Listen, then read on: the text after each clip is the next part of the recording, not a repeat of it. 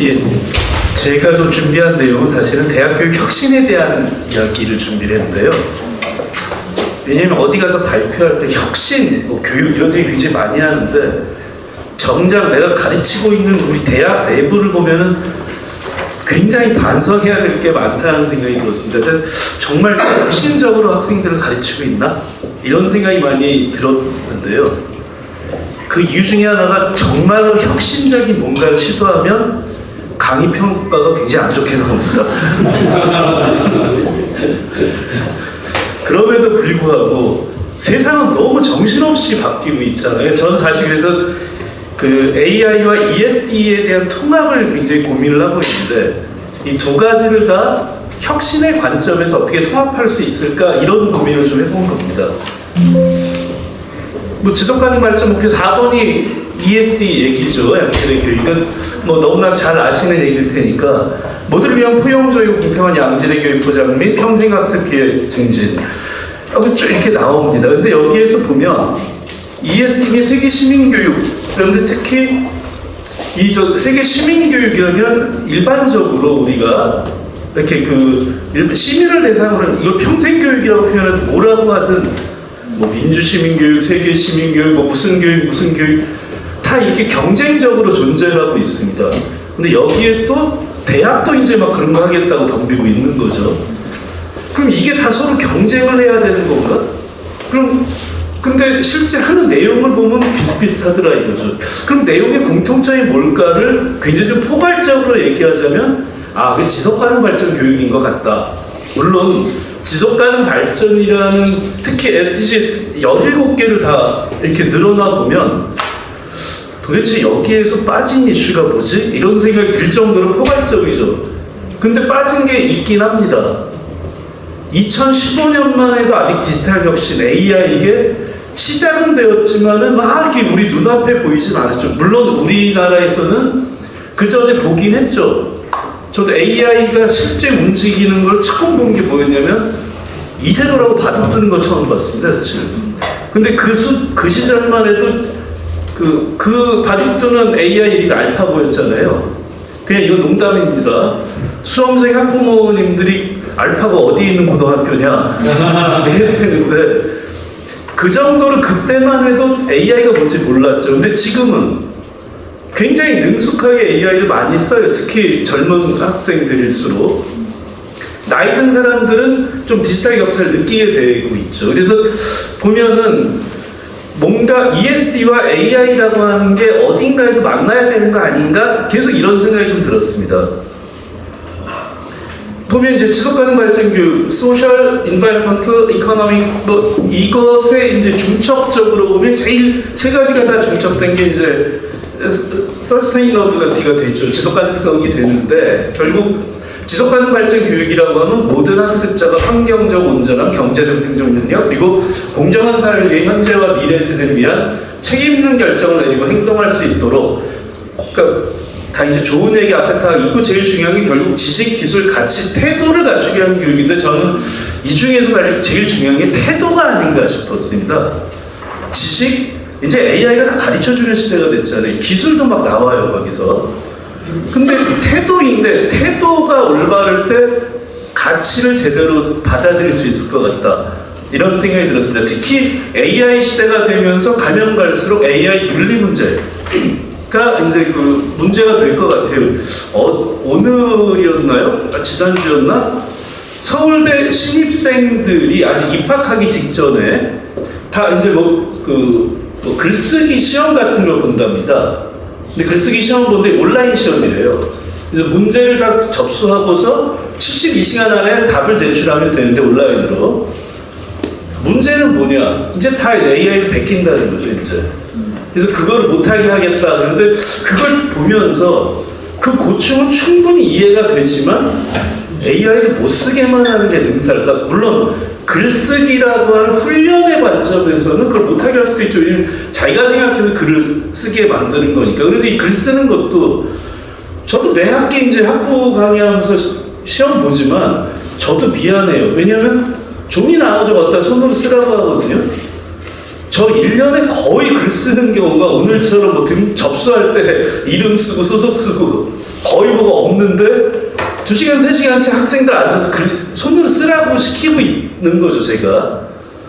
이게 맞나 싶기도 하더라고요. 근데 그걸 안 할 수는 없고 해서 하는데, 요는 그러니까 이런 시대에 우리가 교육의 혁신이라고 하는 것을 어떻게 해야 될까를 고민할 때가 정말 이미 이제 지났다. 근데 대학이 오히려 뒤처지고 있는 것 같다, 이런 생각이 었습니다. ESD 특성은 뭐 이제 뭐 뻔한 얘기인데, 총체적 통합적 교육을 가치 지향, 규범 지향 교육, 굉장히 중요한 비판적, 체계적 사고죠. 지속가능 발전은 17개의 아젠다를 하나하나 다 띄워버리면 다 알아서 해요. 근데 지속가능 발전이 중요한 건 이 전체가, 즉 더 크게 얘기하면 환경, 그 다음 사회, 시장이 어떻게 균형을 이뤄서 발전할 거냐, 종합적인 사고를 하는 게 중요한 거니까 요 체계적 사고라고 하는 게 굉장히 중요하고, 특히 문제 해결, 이게 제일 중요할 것 같아요. 그러려니까 변혁적인 교수법이 필요하고 학습자 역량 주체성 강화해야 된다. 바로 이 점에서 또 굉장히 반성이 되죠. 제가 강의하면서 학생들 가르치면서 내가 정말 이러고 있나? 이게 굉장히 반성이 되죠. 근데 실제 정말 반성이 되는 건 한국 대학에서 ESD가 아까 좋은 말 막 써놓은 것처럼 하고 있나? 이거 보면 정말 반성이 되는 거죠. 이건 이제 저기 대학에서 ESD 할 때 기본적인 원칙 같은 게 이런 거다라는 얘기인데, 실제 현실에서 이거 하고 있나 이렇게 보니까 통합성 측면에서는 개별 이제 교양 과목 수준의 몇 개가 있거나 캠페인 같은 걸 하거나 일반적으로 이런 거 아니냐. 그다음 가치 규범이라는 측면에서는 좀 취업에 필요한 스펙 같이 이렇게 소비되고 있는 거 아닐까? 그다음 비판, 행동 이런 면에서는 경험, 봉사활동, 챌린지, 그러니까 이 정도로 국한되고 있지 않나? 이런 반성이 좀 된다는 겁니다. 그 다음에 변혁적 교수법의 측면에서는 일단 프로젝트, 리빙랩, 지역사회 연계 이런 것들이 있죠. 아까도 쭉 이제 발표한 걸 보셨잖아요. 그런데 일부 선도 사례에만 국한되더라. 아까 콜 인스티튜셔널 어프로치를 말씀 주셨는데 진짜 대학에서 그러나? 아주 부분 사례로만 되고 있지 않나? 이런 거죠. 그 원인이 제일 중요한 건 거버넌스 측면인 것 같아요. 제가 속한 한양대도 매 학기 이제 강의 계획서 입력할 때 SDGs하고 내가 강의한 거에 지속가능 발전 목표하고 어떻게 연관이 되는지를 막 체크하고 막 쓰게 돼 있어요. 근데 하필 저는 대학원 강의는 지속가능 발전을 강의하고 있으니까 굉장히 편하죠, 저는 그 점은. 물론 저는 학부 강의를 또 하는데, 학부는 제가 원래 전공이 정치학이라 정치학 강의라는데요. 그나마 지속가능 발전을 강의하는 사람이니까 굉장히 편합니다, 체크하기가. 근데 다른 교수님, 다른 학과 교수님들은 잘 몰라요, 사실은. 뭔지를 잘 모르시더라고요. 즉, 이게 굉장히 거버넌스가 사실 형식적으로 되어 있기 때문에 이런 거 아닐까? 이런 생각이 많이 들었습니다. 홀 인스티튜셔널 어프로치를 위해서 제일 중요한 게, 그러면 저는 대학 같으면 교수님들에 대해서 이거 가르쳐야 되는 거 아니고 교수님들이 이거 알아야 되지 않나? 이런 생각이 많이 들었는데 그런 프로그램은 거의 없죠. 물론 이제 긍정적 사례들이 있습니다. 아까 쭉 발표해 주신 것도 있고요. 통영이나 평택 사례들이 있고요. 제주대나 대구대 사례 이런 것들이 있긴 한데, 가장 또 하나 제 느낀 문제는 거의 대부분이 외부로부터 펀딩을 받아서 하는 거라, 그게 끝나면 대학의 특징이 펀딩이 끝나면 남질 않습니다. 그냥 끝이 나거든요. 이게 이제 제목이 지속가능 발전 교육인데 별로 지속가능하지가 않을 수 있구나. 이게 제일 문제가 아닐까 싶었습니다.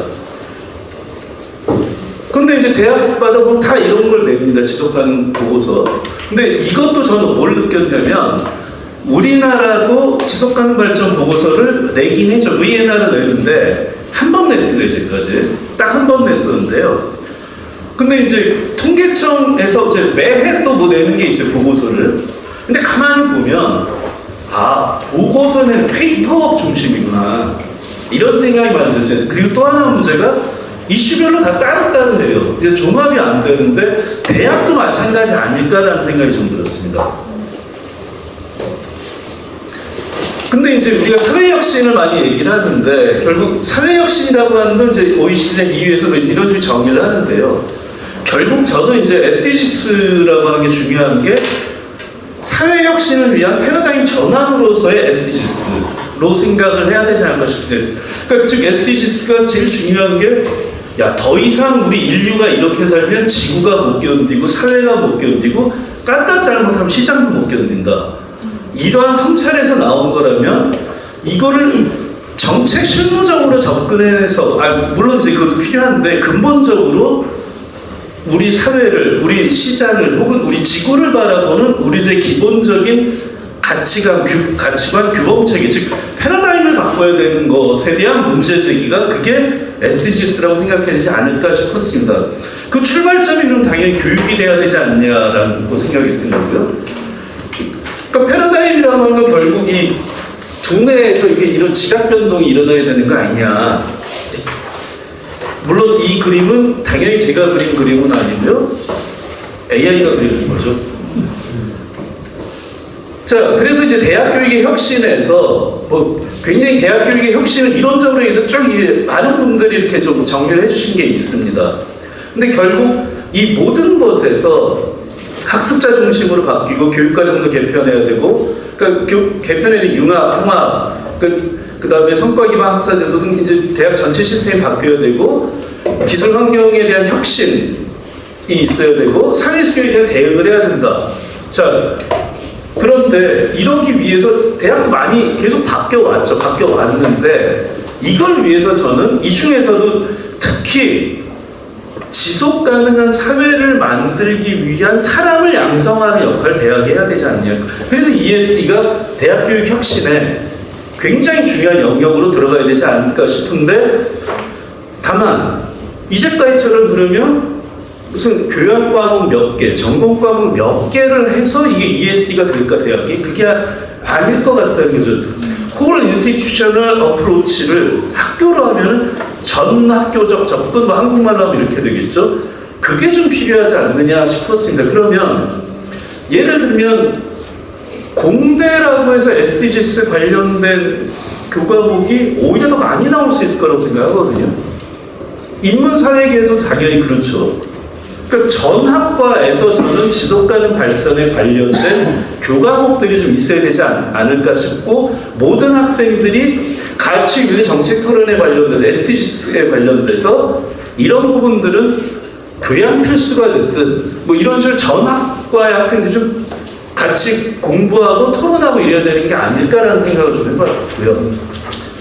그 다음에는 이제 문제 해결에 대한 거는 뭐 이제 워낙 많이 있는데, 문제 해결 리빙랩 프로젝트 같은 게 필요하고 영역을 구조화하는 게 필요하다. 근데 이런 사례가 아까 여러 선생님들이 말씀해 주셨던 사례처럼 생각하셔도 되지 않을까 싶습니다. 그래서 결국 ESD 내용은 굉장히 다양하다는 거죠. 굉장히 다양하죠.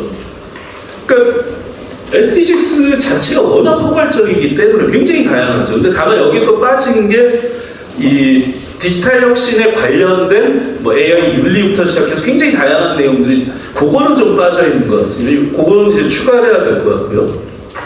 그러니까 이렇게 다양한 내용이기 때문에 대학교의 전 학과에 다 이거에 관련된 그 교과목들이 필요하다. 다 어떤 전공이든지 간에 이거랑 관련된 내용들이 있구나라는 걸 좀 생각해 보자는 뜻이었습니다. 그래서 학교 내 전체 제도적 차원에서 접근을 하는데, 특히 교수님들을 움직이는 제일 빠른 길은 평가할 때 이거 연계시키는 거죠. 평가할 때. 평가에서 이게 연계가 안 되면 저만 해도 뭐하러 내가 이런 거지? 마침 제가 지속가능 발전을 강의하고 있으니까 그 과목에서는 하겠죠. 근데 굳이 제가 학부 강의할 때는 또 이게 뭐가 위험하냐면요. 하필 정치학 해서 비교 정치나 국제 정치 이런 걸 강의를 하는데, 일단 첫째 국제 정치는 이 문제 해결을 위해서 다 과제를 줄 수는 있으나 다 말로만 하게 되죠. 예를 들어서 누군가가 트럼프 대통령의 정책이 문제다라고 해서 그 문제를 해결하자고 하면 미국 가서 어떻게 트럼프 대통령하고 싸워야 되나요? 어떻게 되나요? 그러니까 즉 그러니까 이런 어려움이 있으니까 저도 학부 강의에서 잘 말은 해도 실제 실험적인 교육은 잘 안 하려고 하게 되죠. 그런데 이게 막 평가하고 연계된다. 그럼 뭐 적극적으로 하려고 하겠죠. 그 다음에 이제 제일 중요한 건 결국 학생들이 ESD 거버넌스 공식 구성원으로 되는 것, 이게 좀 필요하지 않을까. 물론 학교 본부에서 제일 싫어하는 얘기일 수는 있겠으나 저는 좀 필요하지 않을까 싶습니다. 학생뿐만 아니라 기타 교직원까지. 저는.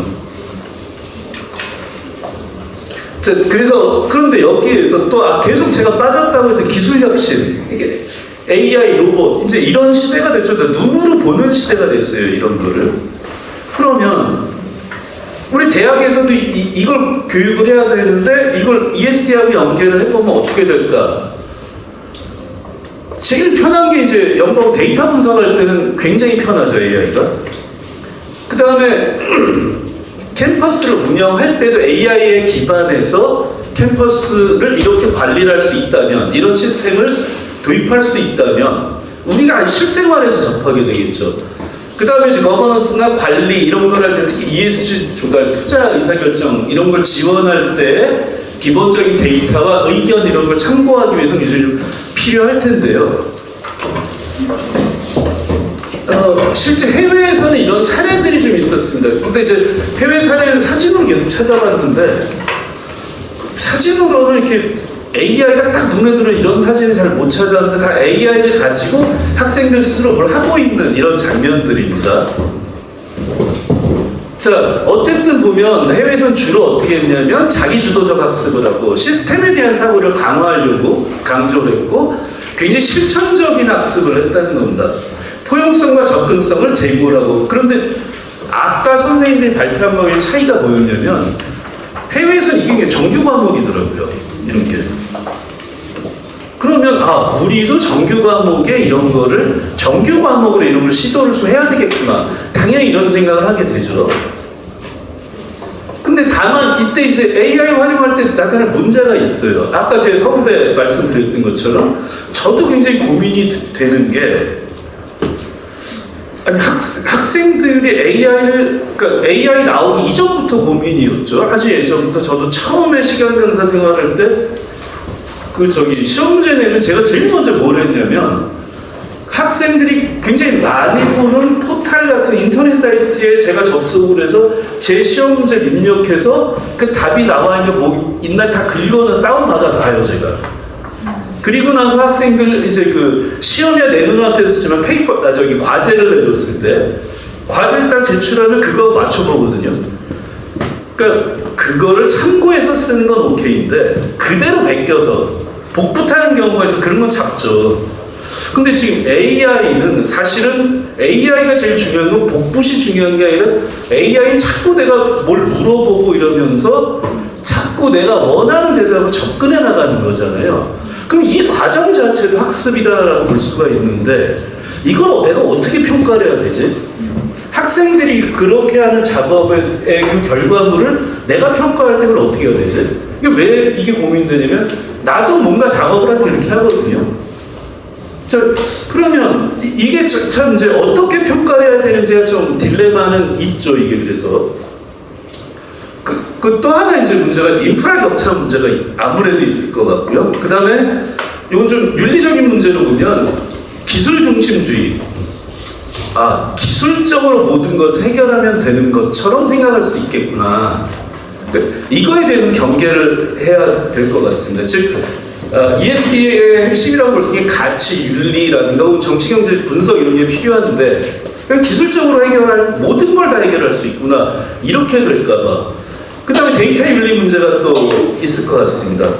즉 해외 사례를 보니까 장점도 있지만 우리가 경계해야 될 이런 문제점들, 딜레마에 해당되는 것들이 이렇게 있더라. 자, 이런 걸 가지고 어쨌든 그래도 한번 우리가 시도를 해봐야 되지 않을까라고 하는 생각인데 이거는 그냥 하나의 제가 생각해본 사례일 뿐입니다.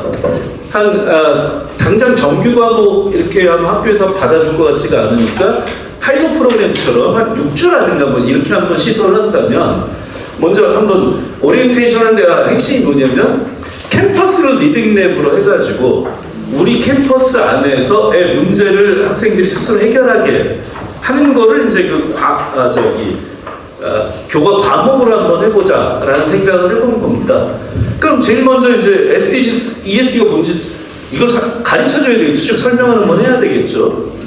그리고 나서 학생들이 뭐 하고 싶은 거일 수도 있고 학생들 눈에 비친 문제점일 수도 있고 이걸 스스로 너네 생각을 정리를 해라 라고 하는 거고요. 그렇게 해서 이제 문제 영역을 좀 도출한 다음에 팀별로 문제 영역을 너네 팀 뭐 할래 너네 팀 뭐 할래 이렇게 나눠주고 직접 이제 문제 해결하게 하려고 하는 건데 문제를 해결하게 하려면 데이터를 줘야 되잖아요 학생들한테.